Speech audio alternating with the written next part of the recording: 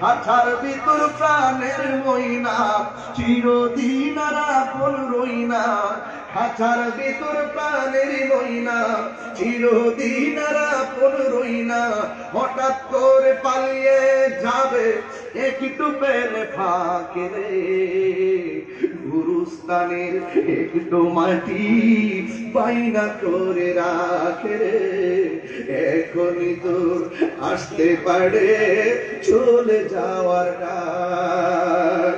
একটা জবান বন্ধ রাখবেন না, জবান খুলে বলেন হায়াতের মালিককে। আরো জোরে কোন হায়াতের মালিককে, ইজ্জতের মালিককে। ও বন্ধুরে, কবরে যারা গিয়েছে তারা তো আর ফিরে আসে নাই।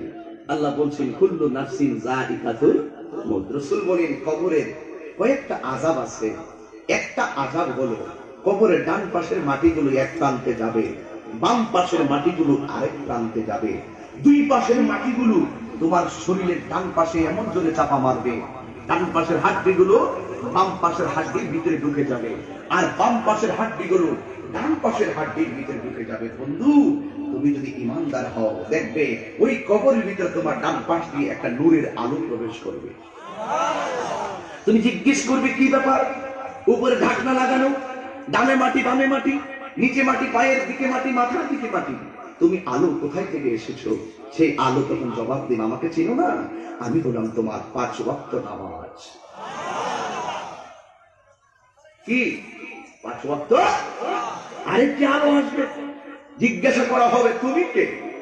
আমাকে চিনো না? ওই যে রাতের অন্ধকারে সবাই ঘুমিয়েছিল, তুমি আমাকে তেলাওয়াত করেছিলে, আমি হইলাম আল্লাহ, লাউহে মাহফুজের কোরআন। তো কোরআন পড়লে কোরআন আপন হবে, নামাজ রাখলে নামাজ আপনার কবরে বাকি হবে। আপনারা বলুন তো দেখি, যদি কিছুই যদি আমরা না করি, বাড়ির পাশে আলু ক্ষেত, আলু পড়লেই আলু লাগালেই ঘরে আলো আসবে, কিছুই যদি না লাগান, আলু যদি না লাগান, ধানের আশা কি করতে পারবেন? ইন্নাকা লা তাজরি মিনাশ শাওকিল হিনা, আঙ্গুরের গাছ থেকে কখনো কাঁঠালের আশা করা যায় না। একটা জবান বন্ধ রাখবেন না, চিৎকার মেরে বলুন সুবহানাল্লাহ।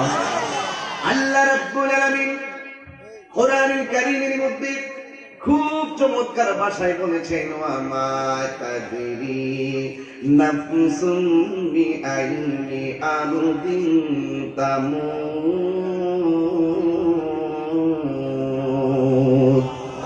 আল্লাহ রাব্বুল আলামিন বলেন, তুমি তো জানো না কোন জায়গায় তোমার মরণ হবে, তুমি তো জানো না কোন জায়গায় তোমার শেষ নিঃশ্বাসটা বন্ধ হয়ে যাবে। এই জন্য সব সময় একজনের কাছে সাহায্য প্রার্থনা করতে হবে। জবান খুলে বলেন তিনি কে? ওই আল্লাহ রাব্বুল আলামিন আমাদেরকে দুনিয়ায় পাঠিয়েছেন একমাত্র আল্লাহর গোলামি করার জন্য। আল্লাহ কোরআনে বলেন, ওয়া মা খালাকতুল জিন্না ওয়াল ইনসা ইল্লা লিয়াবুদুন। আল্লাহ বলেন, আমি মানুষ এবং জিন জাতিকে সৃষ্টি করেছি একমাত্র আমি আল্লাহর গোলামি করার জন্য। গোলামির অনেক প্রকার আছে। নামাজের মাধ্যমে যে আল্লাহর গোলামি হয়, জিকিরের মাধ্যমে সে আল্লাহর গোলামি হয়।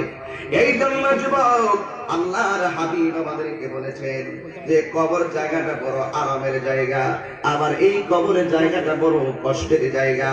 এই কবরটা আরামের জায়গা, এই কবরটা আবার দুঃখের জায়গা। কেমন দুঃখের জায়গা শোনো, কবরে যারা দুঃখে থাকবে কিয়ামত পর্যন্ত কবরে কষ্টে থাকবে, আর কবরে যাদের সুখে থাকবে আল্লাহর পক্ষ থেকে জান্নাতের গালিচা তাদের নিচে বিছায়া দিবে। ইমানদাররা সেই গালিচায় বিছায়া যাবে। কিয়ামতের আগে যখন ইসরাফিল আলাইহিস সালাম সিংহাটা ফুৎকার দিবে, ইমানদার বলবে, হায় রে, এইমাত্র ঘুমাইলাম, কে ঘুম থেকে উঠাইলো?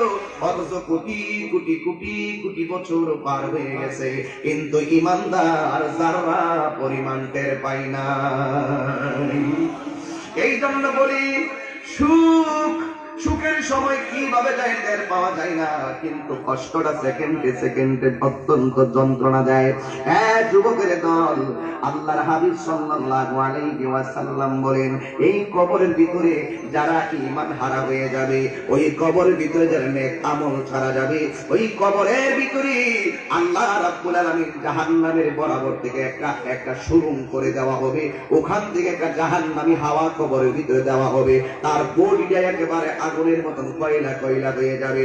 শুধুমাত্র তাই নয়, আল্লাহর হাবিব বলেন ওই কবরের ডান পাশের মাটি বাম পাশের মাটি এমন জোরে চিৎকার মারবে, ওই দিন দুনিয়ার কোনো মানুষের দোহাই চলবে না, ওই দিন কোনো সম্পদের দোহাই চলবে না। রে যুবকের দল, যুবক যেখানে আসি, দিনের বেলা আসলেও হাজার হাজার মানুষ আসেন, মাগরিবের পর যদিও আসি হাজার হাজার মানুষ আসেন ওলামায়ে কেরামদের বয়ান শোনার জন্য। কিন্তু একটা কথা বলি, কবর জায়গাটা বড় ভয়ঙ্কর জায়গা। আমি তাহির যদি মারা যাই, কবরে আমার কি অবস্থা হবে আমি নিজেও জানি না। এই জন্য যতদিন আমি বাঁচবো আল্লাহর কাছে একটা কথাই বলবো, আল্লাহ আমাদেরকে তুমি বেঈমান বানায়া মরণ দিও না। আল্লাহ গুনাহ করেছি, অন্যায় করেছি, আল্লাহ আজকে এই মোহনপুরের জমিনে তওবা করলাম, আল্লাহ জবানটা খুলে আল্লাহর ডাক দিয়া কোন আল্লাহ আর অন্যায় করব না। আমাদের ঘটে যাওয়া, আমাদের জীবনে ঘটে যাওয়া যত অন্যায় করেছি, আল্লাহ মেহেরবানি করে তুমি আমাদেরকে নবীর উসিলায় ক্ষমা করে দাও। এ যুবকের দল, পায়ে হাত থেকে বলে দিয়ে যায়, কবর জায়গাটা বড় ডেঞ্জারাস। ওই কবরের ভিতরে আমার আল্লাহর হাবিব বলেন, এই কবরের ভিতরে তোমাকে এমন মুখোমুখি হতে হবে। আল্লাহর হাবিব বলেন, কবরের ভিতরে বিচ্ছু থাকবে, বিচ্ছু, এই বিচ্ছুগুলো তোমাকে একের পর এক দংশন করবে, আঘাত করবে, অল বডিটা পচে যাবে। এই মুহূর্তে আমি যদি মোহন করে কোনো বিপদে পড়ে যায়, আমাদের সম্মানিত এমপি মহোদয় আল্লাহ দেবপুরের আবু জাহির এমপি মহোদয় যদি শুনেন এখানে তাহিরকে এমকে আঘাত করার জন্য বের দিয়েছেন, অথবা আমি নিজে যদি শুনি মোহনপুরে কোনো ছেলেকে এলাকার মানুষ অথবা কোনো ধরনের অস্থিতিশীল করার জন্য যারা আঘাত করার জন্য বের দিয়েছে, কথার কথা বলতে চাচ্ছি, বুঝার জন্য বলতে চাচ্ছি, রাত্রে 3টার পরে কেউ যদি অন্ধকার রাস্তায় যদি আল্লাহ গো করে চিৎকার মারে, পাশের মানুষ দৌড়াইয়া যায় তারে সেভ করার জন্য, অথবা পাশের বাড়িতে যদি ডাকাত ধরে, ডাকাত করে চিৎকার দিলে পাশের বাড়ির মানুষ লাইট নিয়ে লাঠি ছোটা নিয়ে বেরিয়ে আসে। কেন আসে? তার পাশের বাড়িটাকে সেভ করার জন্য। কিন্তু কবর এমন একটা জায়গা,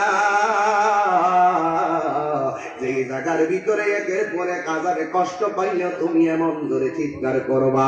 আল্লাহর হাবিব বলেন, কবরবাসী কবর আযাবে যেই চিৎকারটা মারে, এই চিৎকার আওয়াজ যদি দুনিয়ার কোন সুস্থ মানুষের কানের মধ্যে লাগতো, ওই মানুষটার কানের পর্দা ফেটে রক্তক্ষরণ হতে হতে লোকটা মারা যাইত। সবচাইতে বড় কথা হলো, আমেরিকা, লন্ডন, কানাডার খবর মোবাইলে নেওয়া যায়। মোহনপুরের গুরুস্থানে তোমার বন্ধু কবরে গেল 2 বছর আগে, ওই বন্ধুটা কবরে কেমন আছে আমি জানার ক্ষমতা নাই। তোমার বাবা দুনিয়া থেকে চলে গেল, কিন্তু তোমার বাবা কবরে কেমন আছে জানার ক্ষমতা নাই। ও এমপি মহোদয়, আমার প্রাণের ভাই, আমার আস্থাবান ব্যক্তি, আপনার কাছে দোয়া চাই, এই 2020 সালে মার্চ মাসের 5 তারিখে আমার আব্বা দুনিয়া থেকে বিদায় হয়ে গেছে। এই দুনিয়া থেকে বিদায় হয়েছে। এ যুবক, আমার ঘরে বাবার ব্যবহৃত ঘাট আছে, আমার ঘরে বাবার ব্যবহৃত তোষক আছে, আমার ঘরে আমার বাবার ব্যবহৃত বালিশ আছে, পানের বাটা আছে, কিন্তু আমার বাবা কিন্তু দুনিয়াতে নাই। আমি যেই টেবিলের মধ্যে বসি, ওই টেবিলের ভিতরেও আমার বাবার কাপড়ের একটা অংশ আমি রেখেছি। মাহফিলে রওনা দিলে ওই কাপড়ের কাপড়টা বুকে লাগাই, মনে হইতো না আমি আব্বার সালাম করে বাড়ি থেকে বের হইলাম।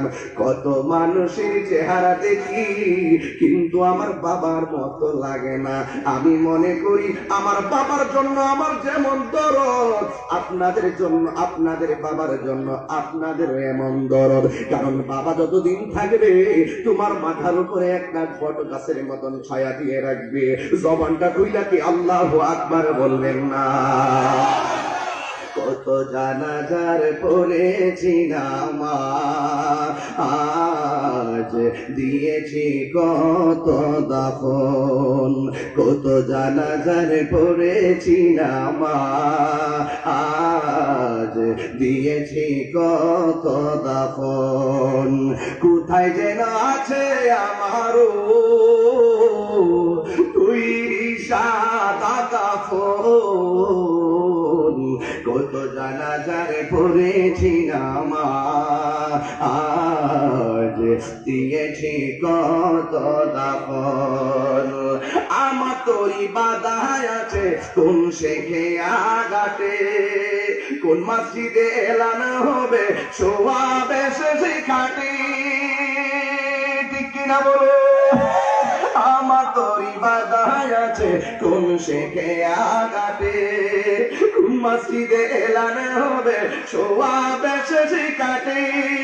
কবে কোথায় করবে দাফন, কবে কোথায় করবে দাফন আমাকে সজন, জানাজারে পড়েছি নামাজ, দিয়েছি কত দাফন, কত জানাজারে পড়েছি নামাজ, দিয়েছি কত দাফন।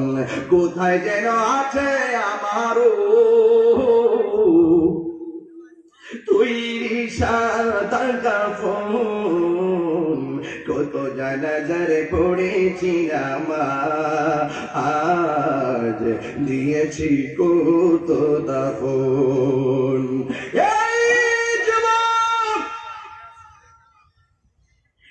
হবিগঞ্জের মানুষ জানাজার মাঠে গেলে শুধুমাত্র তাড়াহুড়া, জানাজার মাঠে গেলে শুধুমাত্র তাড়াহুড়া।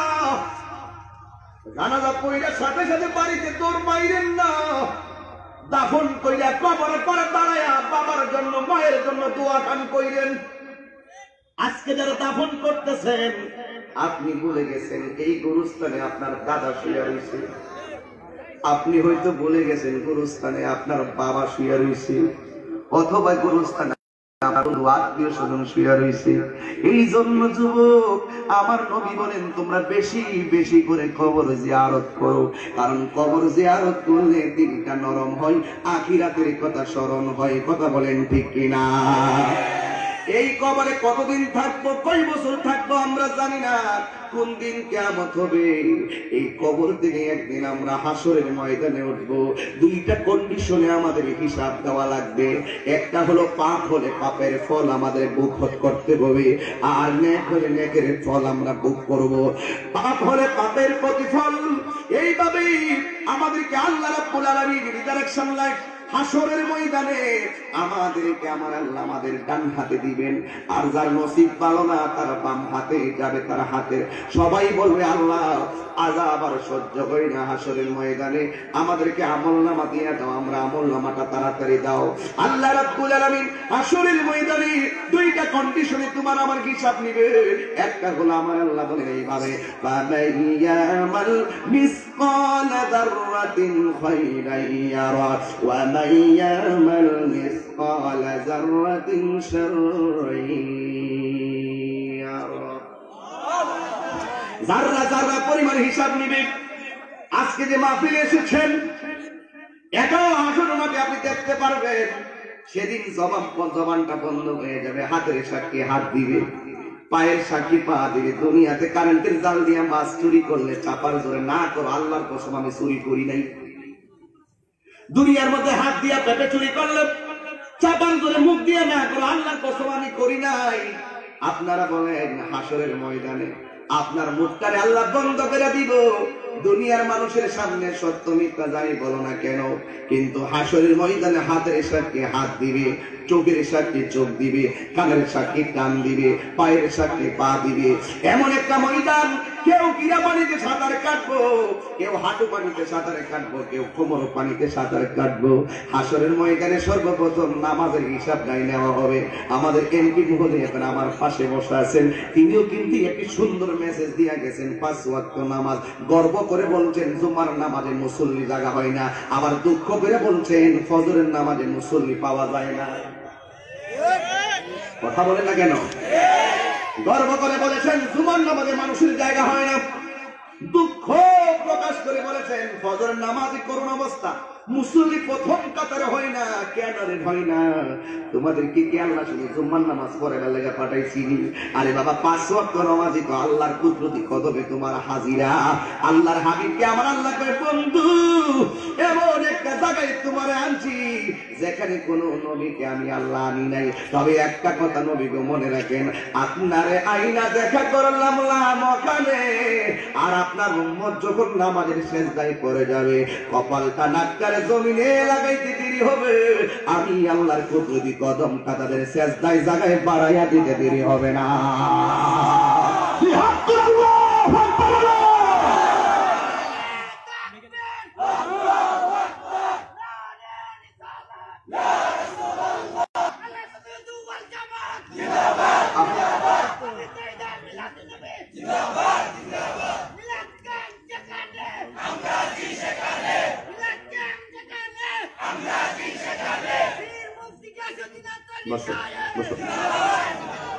তাহলে নামাজ দরকার আছে না নাই?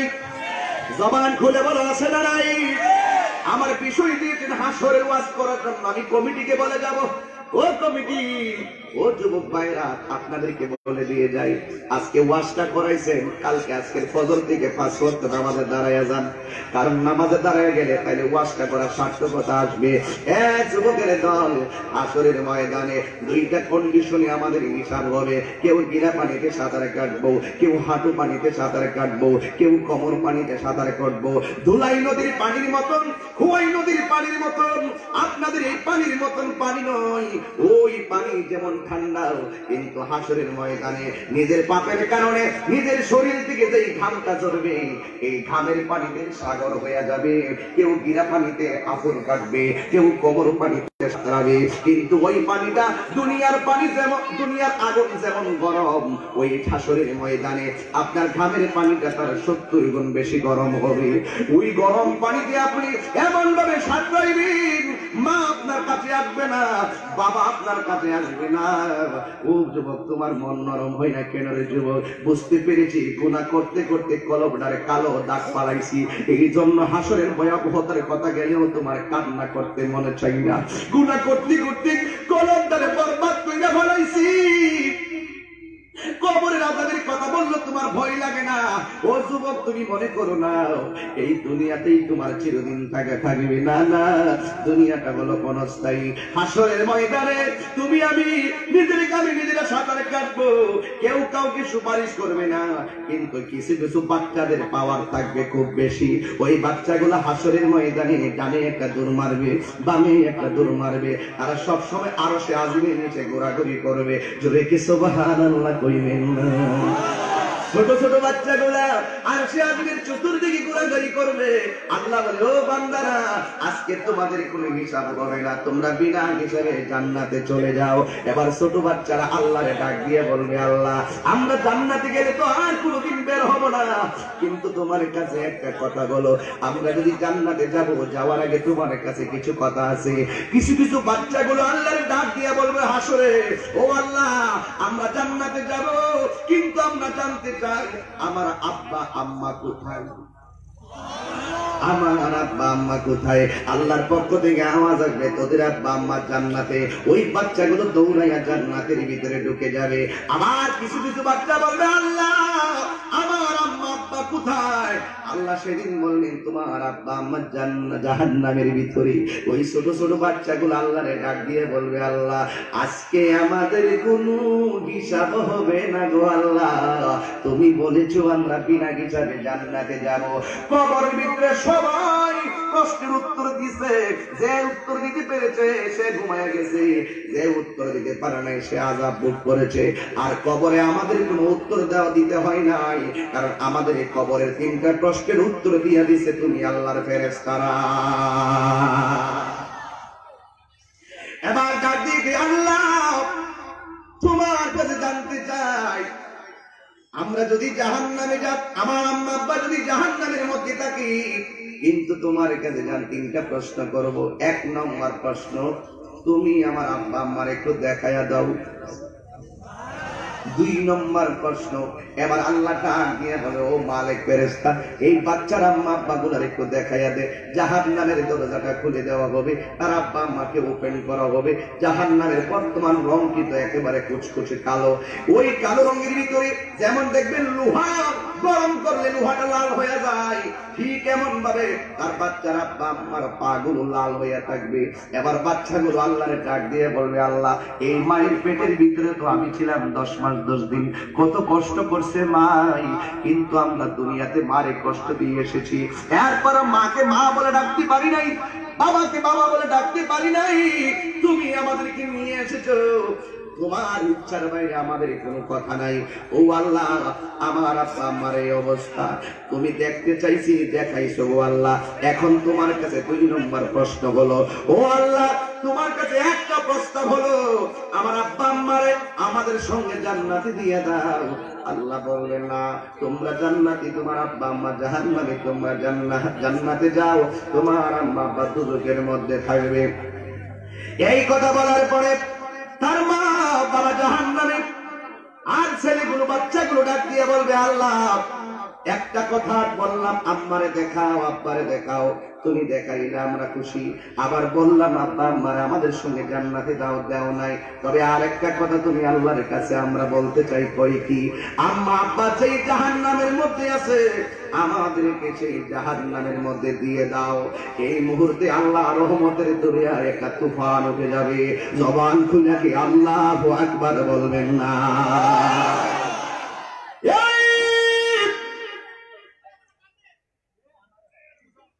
আল্লাহ রাব্বুল আলামিন ডাক দিয়ে বলবে, মালিক, দেখ দেখ আমার বান্দা তার মায়ের জন্য কেমন মায়া, এর চাইতে কোটি গুণ মায়া করে আমি আল্লাহ বান্দা বানাইছি। আল্লাহ কোরআনে বলেন, লাকাদ খালাকনাল ইনসানা ফি আহসানি তাকওয়ীম।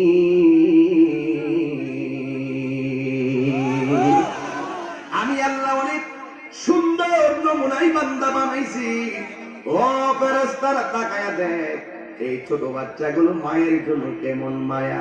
আমি আল্লাহ তো কিঞ্চিত মায়া দুনিয়ায় দিছি, একটু ব্যথা পাইলে তাদের ব্যথায় কান্দে, মইরা গেলে কান্দে, হারাইয়া গেলে কাঁদে, অথচ এই মায়া তো আমি আল্লাহর কাছে রেখে দিয়েছি।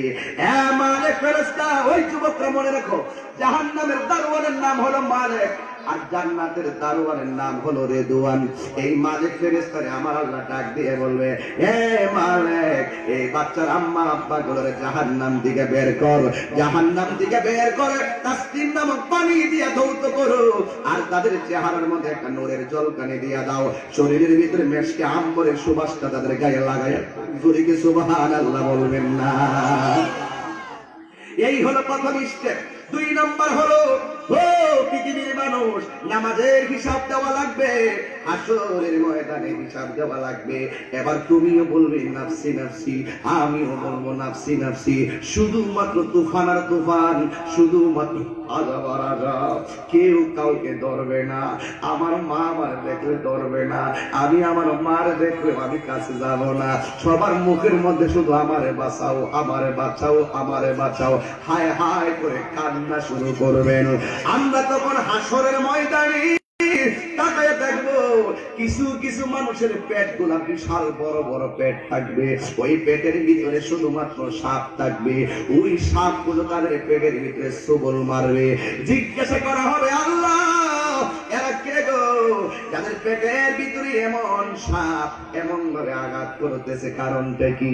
আল্লাহ রাব্বুল আলামিনের পক্ষ থেকে ফরমান জারি হবে, এদেরকে চিনো না, এদের পেটের ভিতরে যে সাপ গুলা দেখতেছো, এইগুলা সবগুলো সুদের টাকা, এই টাকাগুলোরে আমি আল্লাহ সর্পে পরিণত করেছি, আর তাদেরকে এমন ভাবে হাসরের ময়দানে শাস্তি দেওয়া হচ্ছে। 2 নম্বর হলো, কিছু কিছু মেয়েদেরকে পাগুলো গাছের মধ্যে বেঁধে ফেলা হয়েছে, মাথার চুলগুলো নিচে দেওয়া হয়েছে, আবার কিছু কিছু মহিলাদের চুলগুলো মাথায় বেঁধে রাখা হয়েছে, পাগুলো নিচে ঝুলিয়ে দেওয়া হয়েছে। জিজ্ঞাসা করা হবে, আল্লাহ, এরা কে গো? আল্লাহর পক্ষ থেকে ফরমান জারি হয়ে যাবে, এরা কারা? তাদের চুলগুলো বেঁধে পাগুলো নিচে ঝুলাইয়া রাখছে। রাখছে এরা হলো দুনিয়ার বেপরদা নারী। আর যাদের পা গুলো উপরে বাঁধে, চুলগুলো নিচে ঝুলাইয়া রাখছে, এরা কারা জানি? এরা হলো দুনিয়ায় স্বামীর মনে কষ্ট দিয়া এলোমেলো ঘোরাফেরা করেছে, বেপরদায় চলাফেরা করেছে, এই জন্য এদেরকে এমন শাস্তি দেওয়া হচ্ছে। চিৎকার মেরে কি আল্লাহু আকবার বলবেন না? তাহলে বাঁচার কোন রাস্তা নাই। যাইবেন কই, পালাইবেন কই? হাসুরের ময়দানে আমার আল্লাহ রাব্বুল আলামিন যখন হাসুরের ময়দান কায়েম করবে, অনেকগুলো মানুষের চেহারা সবার মাথার উপরে থাকবে, অনেকগুলো চেহারা সবার মাথার উপরে থাকবে, শুধু মাত্র থাকবে না ওই চেহারার মানুষগুলোর চেহারাটা উপরে থাকবে আর নূরে চমকাইবে, নূরে চমকাইবে। সবার মাথার উপরে ওই চেহারাগুলো নূরে চমকাবে। আমরা সেই দিন বলবো, আল্লাহ আমরা সবাই গানে সাঁতার কাটি, এরা কে যাও? যে চেহারাগুলো সবার মাথার উপরে দেখা যায়, এরা কারা? আল্লাহর পক্ষ থেকে আওয়াজ আসবে, ওদেরকে চিনো না? যখন তোমরা শেষ রাইতে ঘুমায়া থাকতা, ওরা মসজিদের ভিতরে যাইয়া তোমাদের ঘুম ভাঙাইতো একটা শব্দ দিয়া, আসসালাতু খায়রুম মিনান নাওম।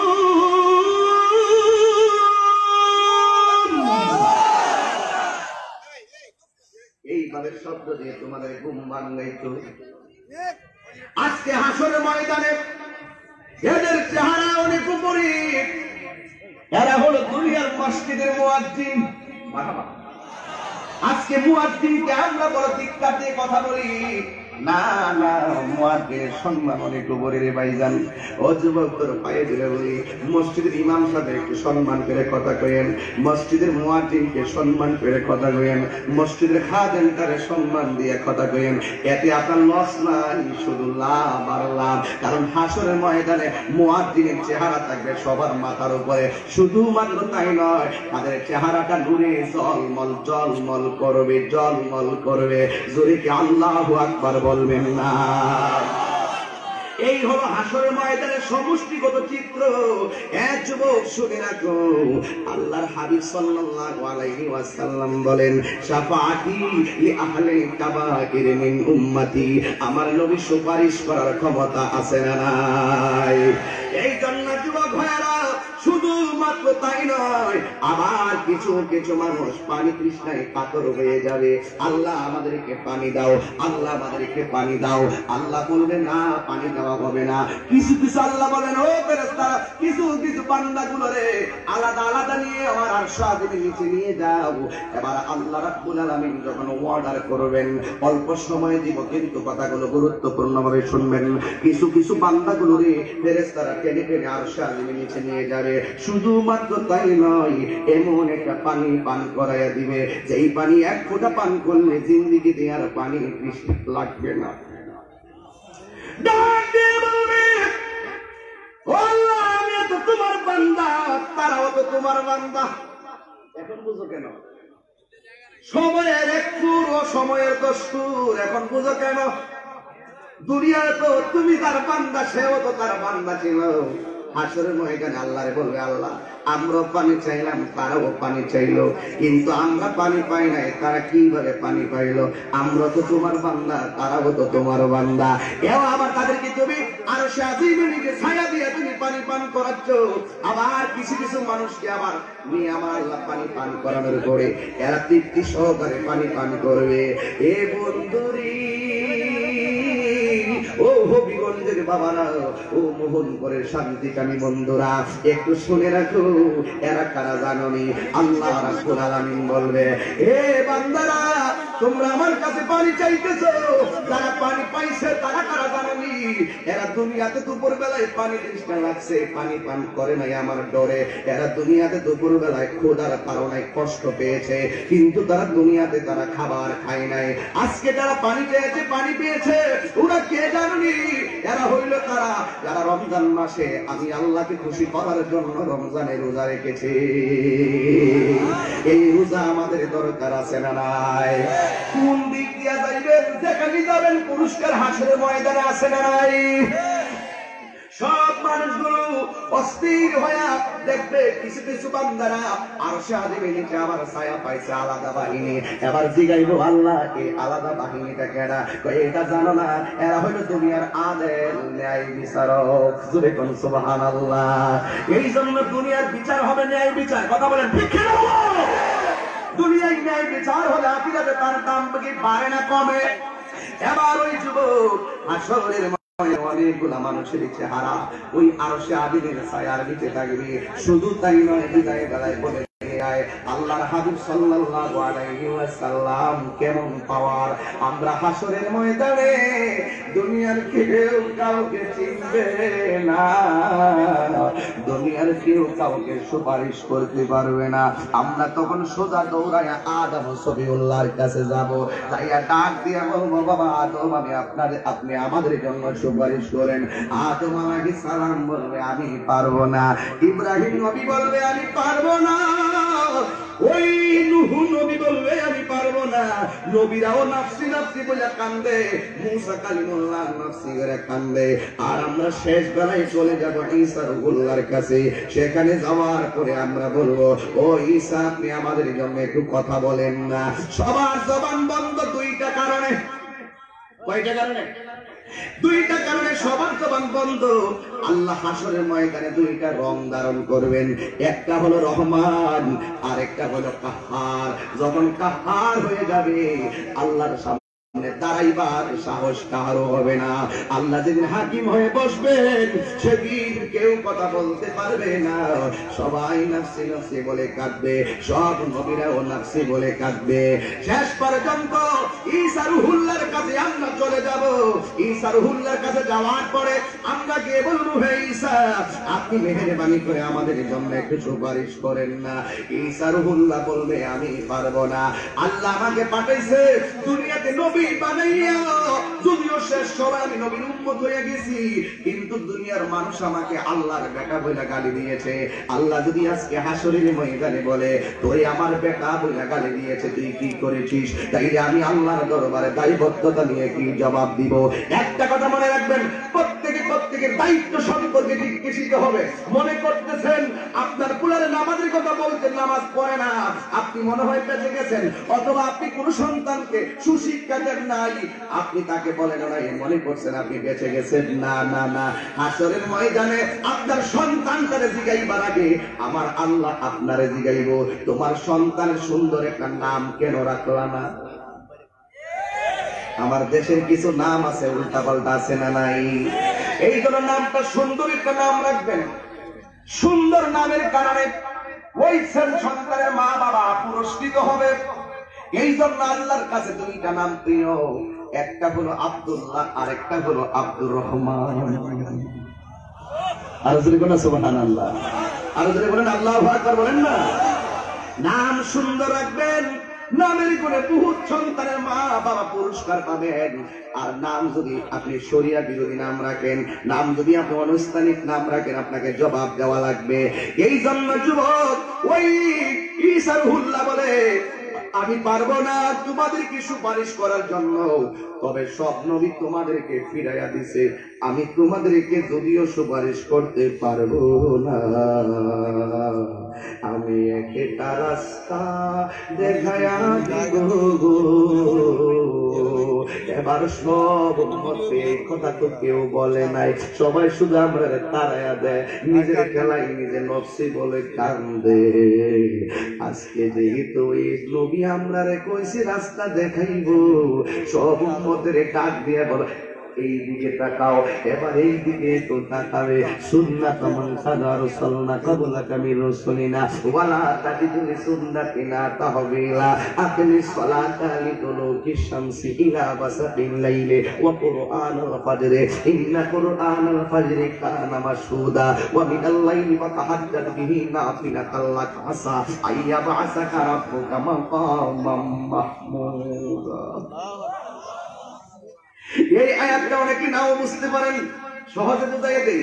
প্রতিদিন আযানের পরে দোয়া করা হয়, اللهم رب هذه الدعوة التامة والصلاة القائمة آت محمدا الوسيلة والفضيلة والدرجة الرفيعة وابعثه مقاما محمودا। এই মাকামে মাহমুদের কথা প্রতি আজানের পরে দোয়াই পড়ে দেখি, এটাই আমি 15 পারা থেকে আপনাকে মাকামে মাহমুদের কথা বললাম। ওই ঈসা নবী বলল ওই দিকে তাকা, এইদিকে তাকাও, এইদিকে তাকিয়ে দেখবে এত সুন্দর একটা সিংহাসন দেখা যায়।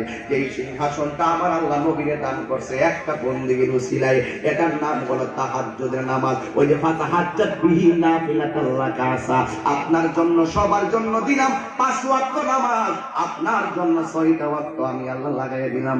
এর মধ্যে একটা হলো তাহাজ্জুদের নামাজ। এই তাহাজ্জুদের নামাজের বদৌলতে আমি আল্লাহ আপনাকে হাসরের ময়দানে একটা সিংহাসন দান করব। এই যুবক ঈসা নবীর এই কথা শুনে না সব উম্মত একটা দৌড় দিবে, তাই কি দেখবে দেখেন সব নবীরা পেরেশান, নফসি নফসি নফসি নফসি বলে কাঁদবে। আর সব উম্মতরা গিয়ে দেখবে ওই মাকামে মাহমুদের গুড়ায় সেজদায় পড়ে পড়ে একজন পয়গম্বর ইয়া নফসি বলে কাঁদে না, ইয়া নফসি বলে কাঁদে না, ওই পয়গম্বর ইয়া রাব্বি হাবলি উম্মতি উম্মতি বলে কাঁদে। আমাদের হবিগঞ্জের মাটির মানুষের কিংবদন্তি সমাজ সেবক আল হাজের বুকের আবু জাহেরিন কি মহোদয় কেন নবী নবী করে, আমি তাহিরি কেন নবী নবী করি, মাহমুদ রহমানুল্লাহ কেন নবী নবী করে, আই নবী নবী করবো না কেন রে বাবা, আমি তো কিতাবে পেয়েছি কবরে কেউ নূরের আলো হবে না, আমি তো পেয়েছি হাদিসে হাসরের ময়দানে কেউ কাউকে উপকার করতে পারবে না। এই যুবক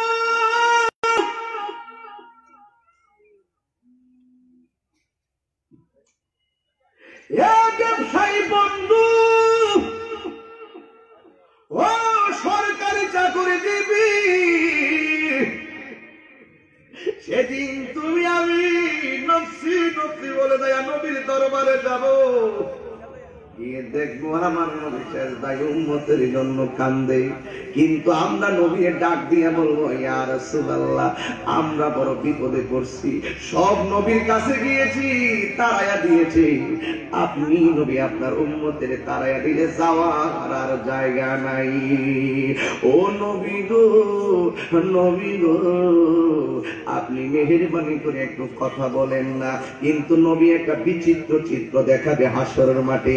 এতদিন নবী উহুদের জমিনে দন্ত মুবারক ভাঙ্গা উম্মতি উম্মতি বলে কেঁদেছে, এতদিন নবী ওই মাথার ভিতরে হেলমেট ঢুকে গেছে, রক্ত মুবারক ঝরেছে, এরপর নবী উম্মতের জন্য কেঁদেছেন, সারাটা জীবন রওজা মুবারকের ভিতরে উম্মতের জন্য কেঁদেছেন।